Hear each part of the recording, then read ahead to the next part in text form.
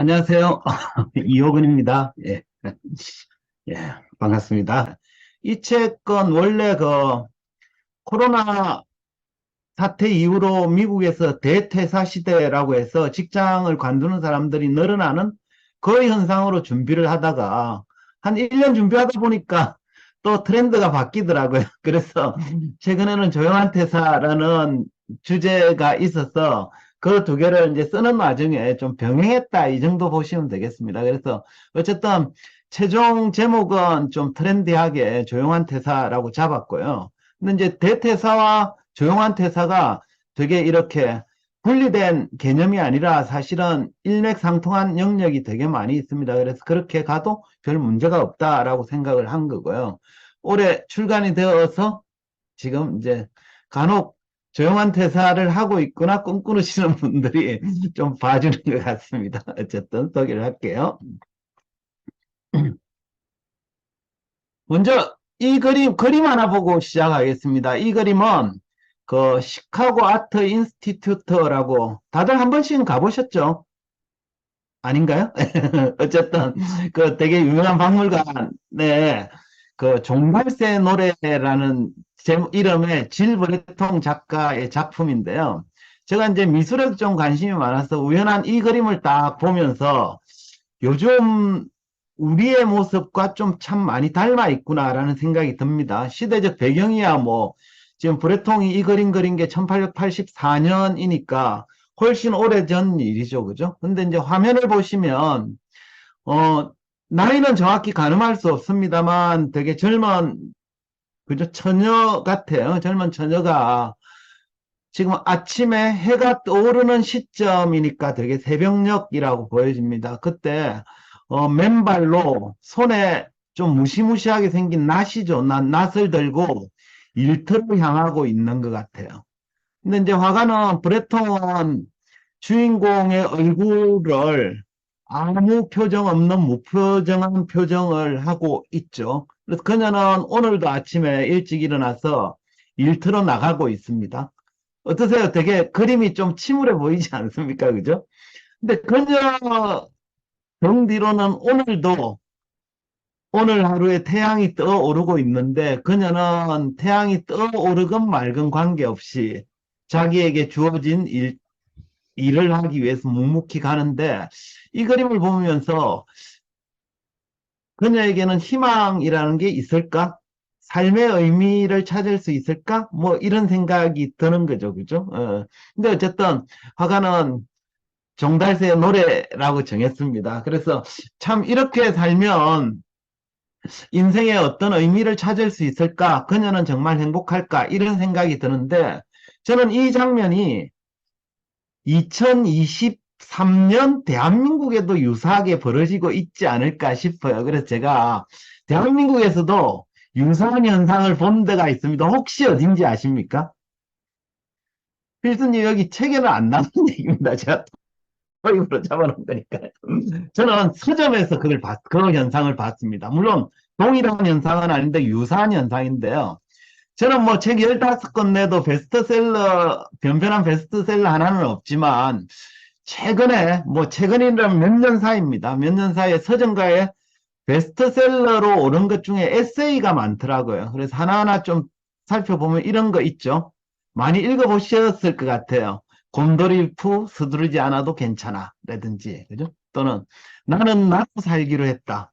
이 책이 뭐 100만 부 이상 팔렸다고 들었습니다. 되게 부러운 일이죠. 그죠? 또는 죽고 싶지만 떡볶이는 먹고 싶어 라든지 그죠? 하마터면 열심히 살 뻔했네. 뭐 이런 제목들의 책들이 베스트셀러가 된다는 건 어쨌든 많은 독자들의 공감을 얻었다. 이렇게 볼 수 있겠죠. 그죠? 그래서 여기 있는 사람들의 그림의 모습들이 질 브레통의 속 주인공이랑 비슷하지 않을까라는 생각이 들긴 했습니다. 물론 뭐 이건 해석의 영역이기 때문에 꼭 옳다고 볼 수는 없습니다만 어쨌든 그런 현상들이 있고 이런 현상들의 최근 버전이 이제 이런 용어인 것 같아요. 대퇴사 시대라고 해서 대공황에 빗대어서 한 얘기죠. 이 얘기는 코로나 팬데믹을 거치면서 그 노동자들이 자발적으로 회사를 그만두는 현상이 막 일어나고 있고, 팬데믹 거리두기가 끝나도 돌아오지 않더라, 뭐 이런 얘기들이 있습니다. 근데 이제 우리나라의 조사에서도 보면 MZ 세대들이 퇴사 비율이 이렇다고 그래요. 직장에 들어간 지 2년 이내에 반 이상 그만두고요.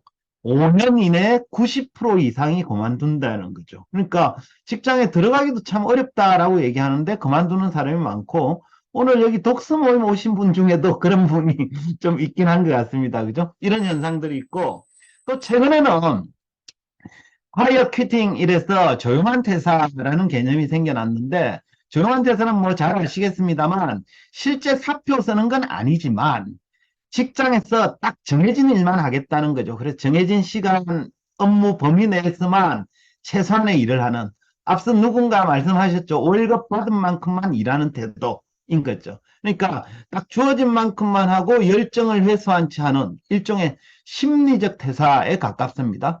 그래서 이 조용한 퇴사도 우리나라에서 조사를 해보니 어, 직장에서 딱 월급 받은 만큼만 일하겠다라는 태도를 가진 사람이 70% 가까이 된다 그러고요. 연령대별로 보니까 20대가 78.5%, 30대가 77.1%, 그리고 40대는 59.2%, 50대는 40.1% 이래서 20, 30대에 두드러진 특징이라고 볼 수 있는 거죠. 그죠? 그래서 우리가 이제 대퇴사는 좀 적극적으로 사표를 쓰는 사람이고, 조용한 퇴사는 퇴사를 하고 싶어요. 근데 여러 이유들 때문에 퇴사를 하지 않고 열정만 회수한 상태라고 보시면 됩니다. 그래서 우리가 흔히 이제 그 조직과 개인의 관계를 결혼 생활에 많이 비유하는데, 대퇴사를 선택한 사람은 이혼 도장을 찍은 거죠. 그죠? 근데 소극적 퇴사, 조용한 퇴사를 한 사람은 조혼에 가깝습니다. 그러니까 서류상으로는 아직 부부 관계가 남아 있지만 실질적으로는 퇴사한 거와 이혼한 거와 다름없는 이런 현상이라고 볼 수 있는데요. 여기서 제가 질문 한번 해봐 드릴게요. 대퇴사 시대하고 조용한 퇴사 쪽하고 조직 입장에서 보면 어느 쪽이 더 문제가 될까요? 대퇴사 1번, 조용한 퇴사 2번. 손가락 한번 해보시겠습니까? 그죠? 맞습니다. 조용한 퇴사가 더 문제일 수 있죠. 왜냐 그러면 사표를 쓰고 나면 조직 입장에서는 새로운 사람을 찾을 수 있잖아요. 그죠? 근데 조용한 퇴사자는 당장 통계율에는 잡히지 않습니다만 실제로는 열정을 거둔 상태에서 일을 하다 보니까 조직 성과에 미치는 영향 좀 미미하고요. 또 어쨌든 떡하니 자리를 차지하고 있다 보니까 다른 사람을 뽑는데도 걸림돌이 될 수 있죠. 그죠? 그리고는 지금은 사표를 안 썼지만 기회가 되면 언제든지 사표를 쓸 수 있는 입장이다 보니까 사실은 조용한 퇴사가 더 문제가 될 수 있습니다. 우리 그 고치기 공수님 하신 대로 조직원들한테 좀 부정적 영향을 미치는 것, 이것도 그죠? 되게 큰 영향일 수 있죠. 그래서 사실은 조용한 퇴사는 안 했지만 아직 기회가 닿지 않은 거예요. 그래서 언제든지 퇴사의 대열에 합류할 수 있다 보니까 조직 입장에서는 둘을 별개로 놓는 게 아니라 좀 동일한 입장에서 봐야 된다, 이렇게 보실 수 있겠습니다. 근데 이제 이런 현상에는 왜 그럴까 생각해 보면 뭐 당연한 얘기입니다만 MZ 세대가 갖는 직업관이나 인생의 가치관이 좀 많이 달라졌을 텐데요. 이건 뭐 워낙 많은 사람들이 얘기를 했습니다만 몇 가지를 좀 추려보면, 먼저 MZ 세대들은 조직보다는 개인의 행복을 더 중요시하는 거죠. 기성세대는 조직의 성공이 곧 개인의 행복이라는 마인드, 직업관으로 일을 했죠. 그죠? 그래서 조직을 위해서라면 때로는 개인의 희생도 감수할 수 있어야 된다라고 생각을 했는데, 요즘 MZ세대들은 조직의 성공, 개인의 행복은 별개다, 이렇게 생각하는 것 같아요. 또 직장이나 직업은 그 인생의 그 목표나 과정, 이런 것 목표가 아니라 그 내가 원하고자 하는 나의 꿈을 이루기 위한 현재 하나의 수단이자 과정일 뿐인 거죠. 그래서 내가 진짜 원하고 싶은 건 현재 조직에 있는 게 아니라 조직 너머 어딘가에 있고, 현재 조직은 내가 그 꿈을 향해 나아가기 위한 중간 단계로 생각하는 거죠. 그러니까 인생에서 차지하는 비중이 굉장히 낮아집니다. 그죠? 그리고는 뭐 워라밸 추구한다 이런 경향도 있고요. 또 의외로 돈보다도 돈도 중요하지만 돈보다 더 중요한 가치가 많다 이렇게 생각하는 거죠. 그러다 보니까 이제 우리가 셀러리맨 같이 직장인 같은 경우는 조직과 개인이 맺는 관계 설정 자체가 다른 거예요. 옛날에는 조직과 개인을 동일시했다 이러면 지금은 이제 조직은 조직이고 개인은 개인 이렇게 서로 분리시키는 현상들이 나타나는 게 기성세대와 큰 다른 점이다라고 볼 수 있는데요.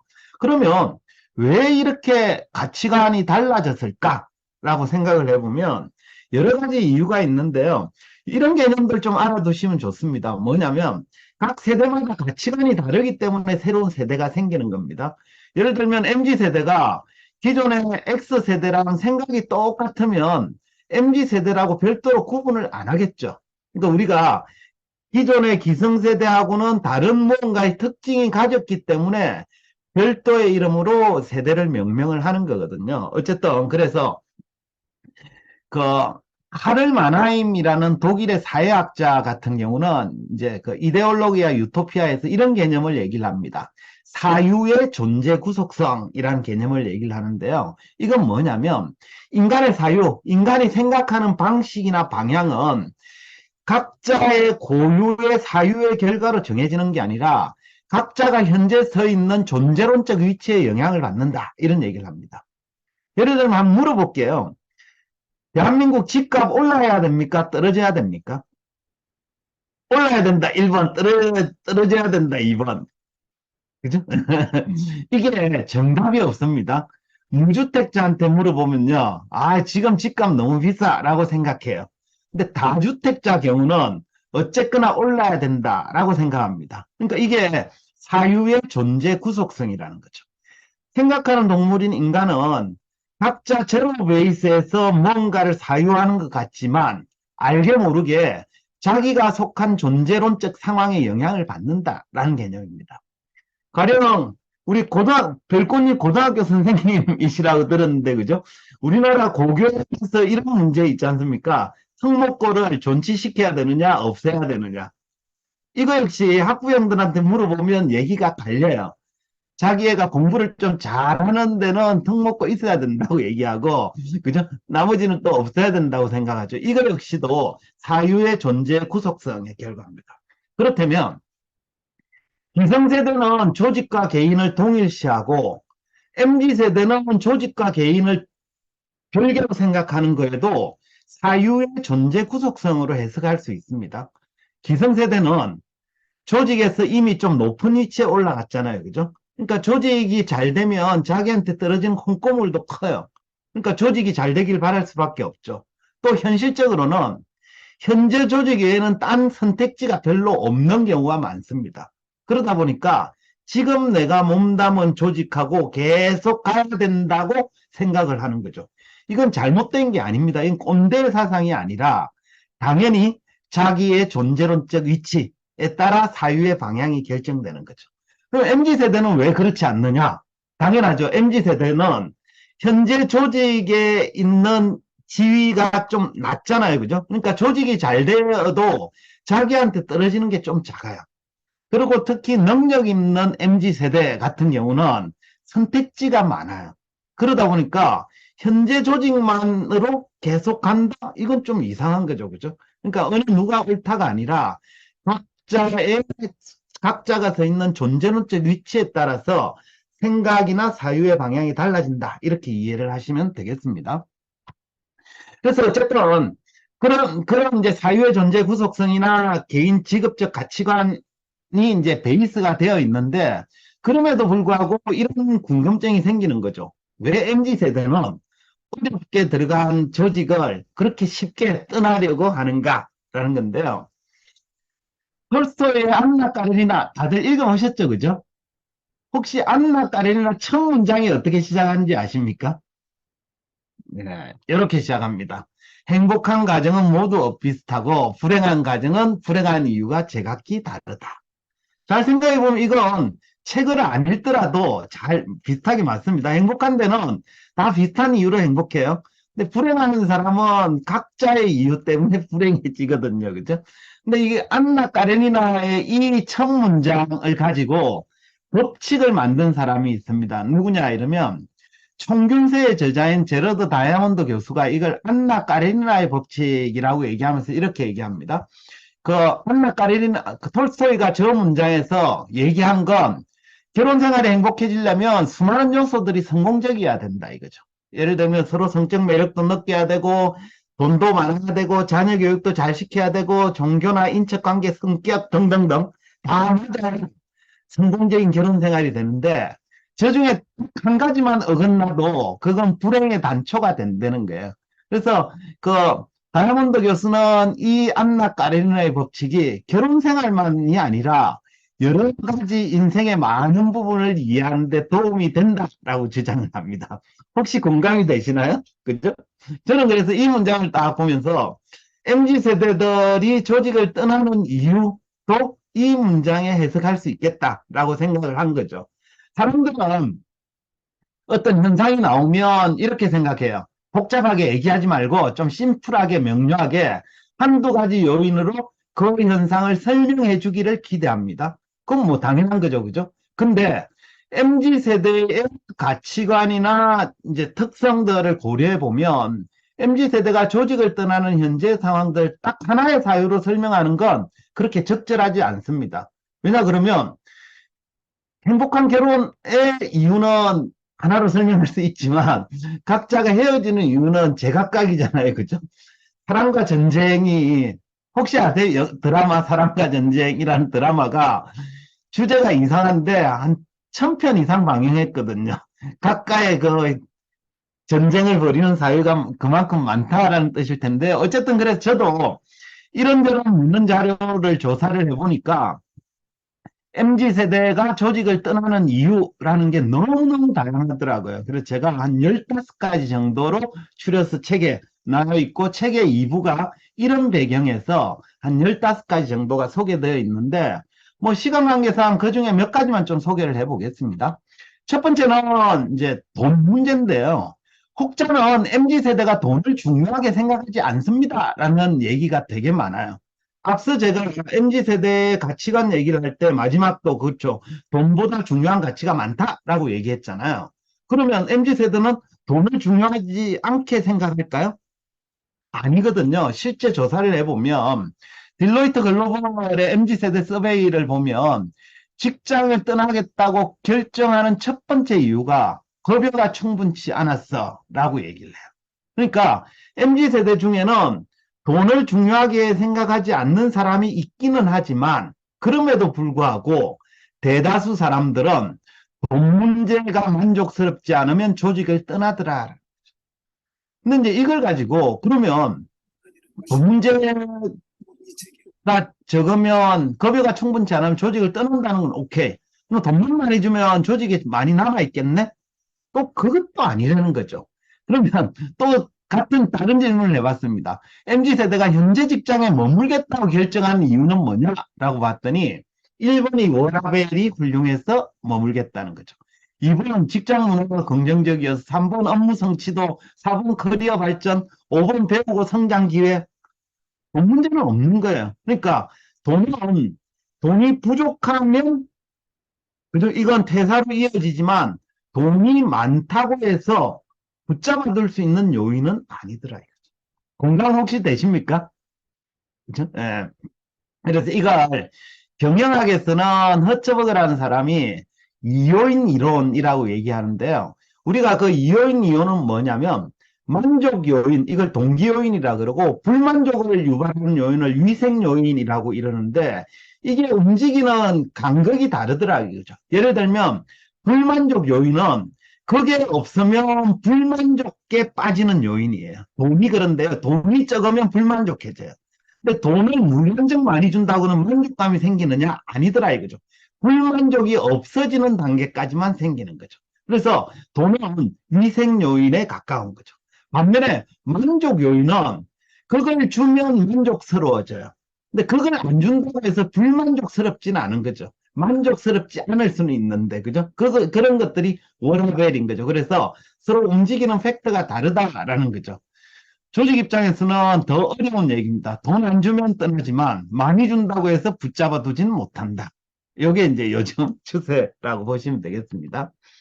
그러면 그래서 제가 소개를 했지만 현재 회사가 내 인생의 종착역이 아니라 중간 정거장에 불과한 거죠. 그래서 실제 이제 잡코리아나 알바몬 이런 데가 이런 조사를 되게 많이 하더라고요. 조사한 걸 보니까 먼저 왼쪽에 보시면 직장인들이 체감하는 정년퇴직 시기가 언제냐 했더니 이건 자기가 퇴직하는 게 아닙니다. 자기가 체감하고 있는, 자기가 인식하고 있는 정년퇴직 시기라고 보면 40대는 52.7세 정도로 이해를 하고 있습니다. 근데 20, 30대는 그게 점점 짧아지는 거죠. 다시 얘기하면 젊은 친구들일수록 현재 조직에서 오래 버티지 못할 거라는 기대를 내면하고 산다. 이렇게 이해하시면 됩니다. 더 재미난 건 오른쪽인데요. 전체를 보니까 정년퇴직을 체감하는 게 51.7세예요. 제가 제 친구들이나 이렇게 주변 사람들 보면 51.7세라는 건 민간 기업에서는 되게 공감이 되는 수치이긴 합니다. 공기업이 근데 기업군으로 분류를 해보면 공기업이 되게 높아요. 53.8세예요. 그죠? 뭐, 좀, 공무원은 아닙니다만 거의 철가방에 좀 가깝다고 볼 수 있는데 재미난 건 중견기업이나 중소기업은 51.7세로 평균값인데 제일 낮은 집단이 대기업인 거죠. 그러니까 대기업은 우리가 좋은 직장이라고 얘기하지만 기대 정년은 점점 낮아지고 있는 거죠. 공감이 되시나요? 근데 저는 이게 되게 공감이 되는 게 뭐냐면 급여 수준이라든지 복리후생은 대기업이 좋죠. 근데 대기업이 보상을 많이 해줄 수 있는 배경에는 구성원들을 야박하게 군 거예요.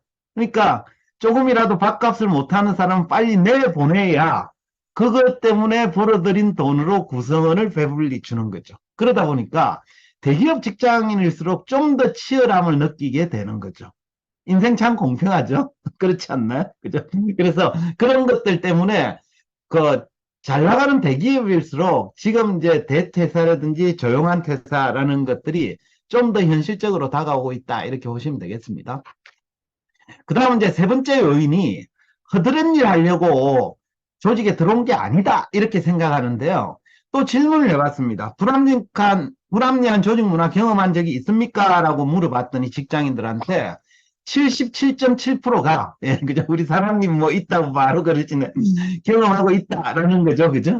그런데, 그럼 도대체 당신이 생각하는 불합리한 조직 문화가 도대체 뭐요? 라고 물어봤더니 이런 상황입니다. 1번이 단지 나이가 어리다는 이유로 허드렛 일을 맡아야 했을 때. 그러니까 요즘은 사실 취업의 문이 되게 높잖아요. 그죠? 취업의 문이 되게 높다 보니까 과거 기성세대보다 요즘 젊은 신세대들이 학벌 훨씬 좋고요. 가방끈 훨씬 길고요. 스펙 훨씬 뛰어납니다. 근데 그런 상황에서 조직에 들어갔는데 별 가치 없는 일을 던져주고 있는 거죠. 그러니까 내가 겨우 이딴 일을 하려고 그동안 그 고생을 했나 이런 생각이 드는 거죠. 그죠? 이걸 되게 불합리하게 생각하는 거예요. 그러니까 이런 좀 경직된 조직 문화에서는 이런 것들이 더 있죠. 그죠? 나머지는 읽어보시면 되실 겁니다. 어쨌든 그렇고요. 그 다음은 나는 나로 살고자 한다. 제가 책 제목에서 갖고 온 겁니다. 아까 소개했던 그런 건데요. 제가 그 책에서는 이런 상황을 한번 해놨습니다. 기성세대 팀장하고 MZ세대가 대화를 합니다. 홍길동 씨, 아직 입사한 지 얼마 되지 않아서 직장 예절을 잘 모르나 본데 정해진 출근 시간보다 10분쯤 먼저 사무실에 도착해서 미리미리 업무를 준비하는 게 올바른 직장 예절이에요. 라고 얘기를 하죠. 그러니까 9시 출근이면 MZ세대는 9시 칼같이 딱 오는데 그걸 보고 그죠? 위에 팀장이 조용하게 이제 그죠? 좀 직장 예절이라든지 이런 걸 가르칩니다. 그랬더니 MZ세대는 뭐라고 그래요? 왜 지정 시간 이전에 출근해야 되나요? 그렇다면 퇴근 10분 전에 미리 컴퓨터 끄고 엘리베이터 앞에서 기다려도 되나요? 이렇게 반문하는 거죠. 논리상으로는 동일합니다. 그죠? 그랬더니 할 얘기가 없어지는 거죠. 그래서 요즘 젊은 세대들은 나는 나로 살기로 했다라는 건 저기에 나의 반대말이 뭐냐 이러면 나는 부모 뜻대로 살지 않기로 했다. 나는 직장 상사 시키는 대로 살지 않기로 했다라는 가치관을 내면하고 사는 거죠. 그죠? 그러다 보니까 좀 애매한 게 있어요. 하고 싶은 얘기가 있는데 말하기가 어렵고 또 말 꺼내면 꼰대 소리 듣고 뭐 이러다 보니까 되게 애매한데 어쨌든 그런 것들 때문에 이제 그런 불합리한 조직 문화를 경험하거나 이러면 회사를 관두게 되는 경우가 있죠. 그죠? 예. 그 다음은 이름값보다는 성장 가능성을 중요시하는 경향이라는 게 있습니다. 퀴즈 한번 내볼까요? A라는 사람 18세 하버드 대학 법학과 입학했고요. 1년 뒤인 19세 대학 중퇴하고 20세 창업했습니다. 두 번째 사람 한번 볼까요? 17세 리더 대학교 철학과에 입학했고요. 한 학기 마치고 중퇴하고 난 다음에 21살에 창업했습니다. 세 번째, 18세 하버드 대학 심리학과 입학, 20세 대학 중퇴, 20세 창업. 만일 자녀가 명문대 보내놨더니 1학년 마치고 중퇴하고 사업할게요 라고 얘기하면 하라고 그러시겠습니까? 흔쾌히 허락하시겠습니까? 그죠? 근데 이게 누군지 아시죠? 그죠? 첫 번째 사람은 빌 게이츠고요. 두 번째 사람은 스티브 잡스고요. 세 번째 사람은 마크 주커버그입니다. 우리 조이님은 허락할 것 같아요. 라고 얘기를 하셨는데, 보통 남의 자녀한테는 되게 관대합니다. 자기 자녀가 그러면 참 관대하기 되게 어렵습니다. 어쨌든, 그죠?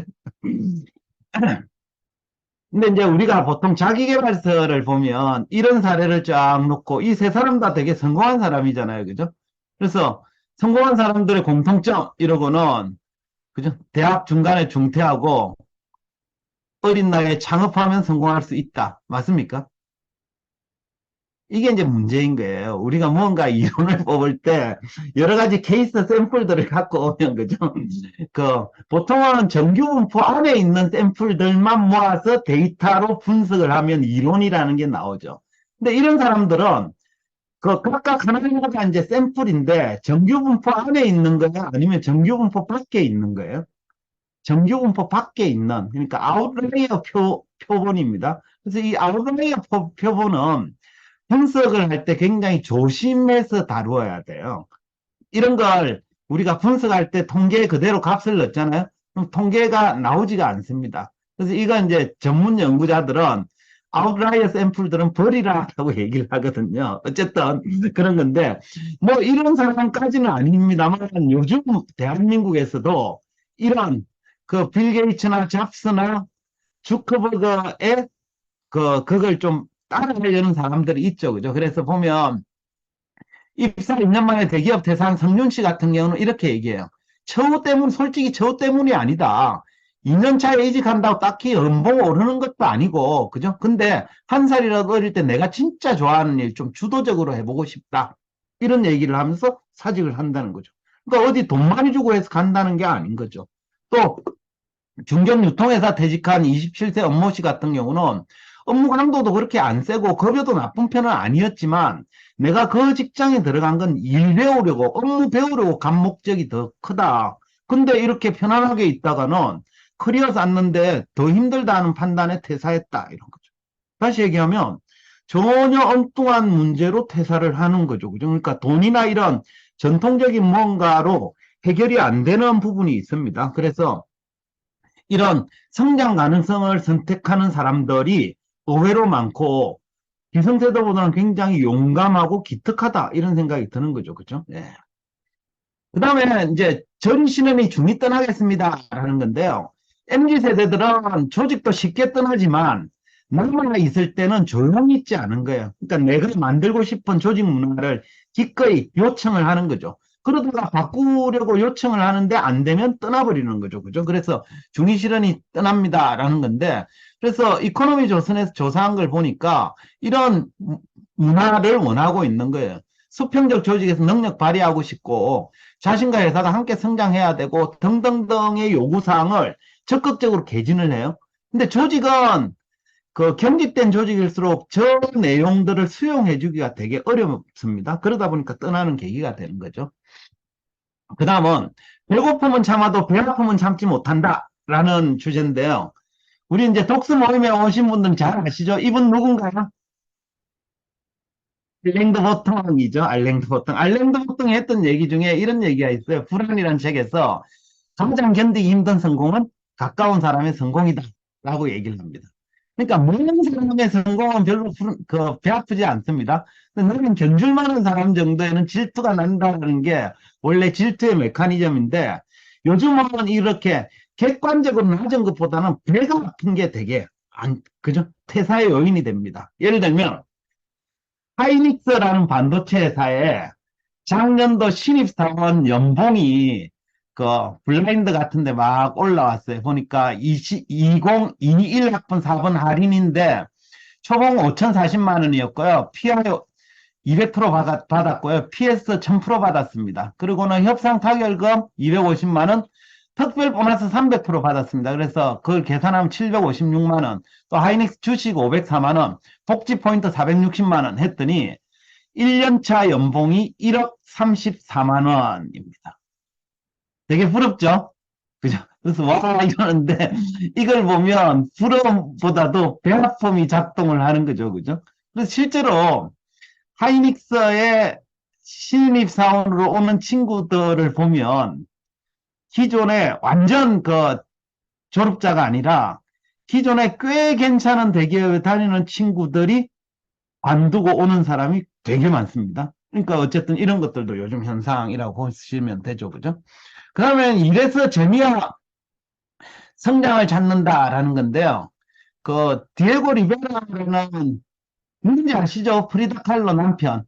그죠? 멕시코 민중화가 이 사람이 그린 화면을 보면 지금 이 사람은 백합이나 이런 것들로 되게 화려한 꽃을 막 하는데 실제 이 꽃을 만드는 노동자의 얼굴이나 이런 것들은 거의 표정을 하고 있지 않죠. 그죠? 그래서 실제 내가 만들어내는 이 노동의 결과물로부터 소외되는 거 이런 것들을 되게 고발하고 있는데 오늘날 대규모 직장에서 현실적인 직장인들이 자기가 하고 있는 노동의 결과에 스스로 결과물에 소외되고 있는 건 아닐까 이런 것들이 또 퇴직의 이유가 됩니다. 그 다음 뭐 불이 불공정 불이익 이런 것들이 있는데 이런 얘기 들어보셨어요? 1인분 하고 있습니까? 누가 누구한테 한 얘기일까요? 원래는 직장 상사가 부하지 신입 직원한테 너 월급값 하냐? 이러면서 1인분 하고 있습니까? 라고 묻는데 요즘은 반대로 묻는다는 거죠. MZ세대가 팀장이나 상사들한테 당신 나보다 월급을 서너 배 많이 받는데 정말 그 돈값 하고 있어? 라고 묻는 거죠. 그죠? 그래서 요즘 젊은 세대들을 삼불 세대라고 얘기를 합니다. 불이 불공적 불이익을 삼불이라고 얘기를 하는데요. 이런 것들은 참지 않는 이런 것들이 있습니다. 그래서 그런 것들을 적극적으로 개진하고 아니면 내가 떠난다 뭐 이런 것들이 있죠. 그죠? 그 다음은 퇴사가 별로 어렵지 않아요. MZ세대한테 퇴사는 뭐냐? 이러면 그 햄릿의 고민 정도가 아닙니다. 죽느냐 사느냐 그것이 문제로다 이러고 엄청나게 고민하는 게 아닌 거죠. 옛날 기성세대는 되게 중요한 고민이었는데요. 요즘 왜 그러냐 보면 요즘은 서점 가보면 퇴직을 도와주거나 퇴직을 긍정적으로 생각하게 만드는 책들이 너무 많이 있고요. 유튜브에도 태산 이영이나 면접왕 이영처럼 퇴직을 어떻게 하고 어떻게 하면 도움이 될지를 세세하게 알려주는 사람이 있다 보니까 이제 퇴사가 과거 인생 전체를 걸고 하는 게임이 아니라 언제든지 할 수 있는 가벼운 게임이 되어버린 거죠. 그러니까 퇴사가 많아지고 있는 겁니다. 그럼 이제 어떻게 해야 되느냐? 제가 시간이 쫓겨서 좀 빨리 얘기하겠습니다. 책에서는 대략 6가지 정도를 얘기를 했는데요. 첫 번째는 MZ세대의 꿈과 목표를 좀 돕는 조력자가 되어야 된다. 요즘 MZ세대는 꿈이 조직 안에 있지 않습니다. 조직 밖에 있어요. 그래서 조직 밖에 있는 꿈이라도 좀 도움을 주는 과정이 필요하다. 이렇게 말씀을 드리고요. 그 다음은 워라벨보다는 워라벨을 찾도록 지원하라라는 건데 아까 어떤 분이 워라벨이라는 개념을 처음 들으셨다고 그러는데 사실 워라벨이라는 개념이 되게 불완전한 개념이에요. 그러니까 워라벨은 아시다시피 일과 삶의 규정이잖아요. 그죠? 근데 사실은 일과 삶은 분리되는 게 아니라 삶 안에 일도 있고요. 놀이도 있고 공부도 있고 뭐 이런 거 아닙니까? 그죠? 그러다 보니까 워라밸보다는 사실은 일과 삶을 좀 블렌딩하는 이런 과정으로 좀 전환시키는 노력들, 이런 것들이 필요하죠. 그죠? 예. 다음은 직장 상사가 직장에서 상사일 뿐이지 인생 선배까지는 될 수가 없잖아요. 그죠? 그래서 그런 얘기도 하고 있고요.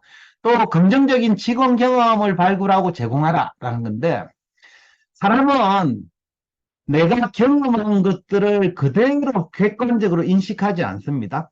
과거의 경험들을 뭔가 각색하고 만들어서 기억 속에 넣어 놓거든요. 그래서 우리가 순간순간 만나는 경험들을 좀 좋게 경험할 수 있게끔 관리를 잘하면 그것들이 오래 갈 수 있는 거죠. 제가 결혼한 지 28년 됐는데요.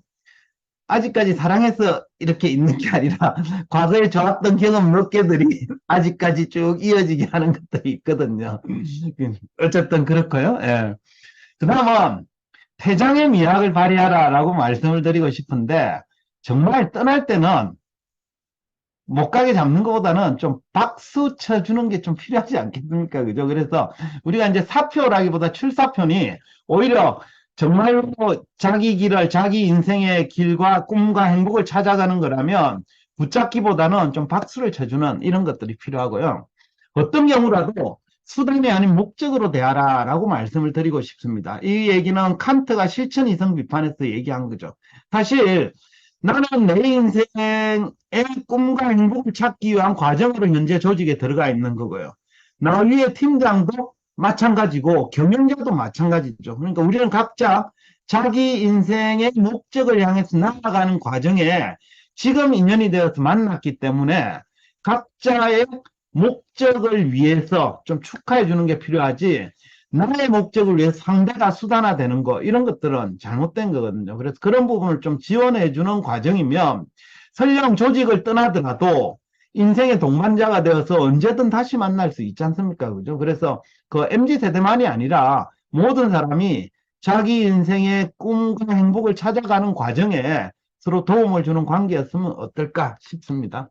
그래서 제가 마지막은 짧지만 에드원 처치의 빙하라는 데서를 갖고 와서 우리 모두는 자기 인생의 목적지를 향해 떠나는 여행객이죠. 그죠? 그래서 지금 내가 타고 있는, 함께 타고 있는 배가 각자의 인생의 궁극적인 목적지까지 잘 도달할 수 있도록 만들면 중간에 뭐 떠나건 계속 타고 가던 다 의미가 있지 않을까라는 생각입니다.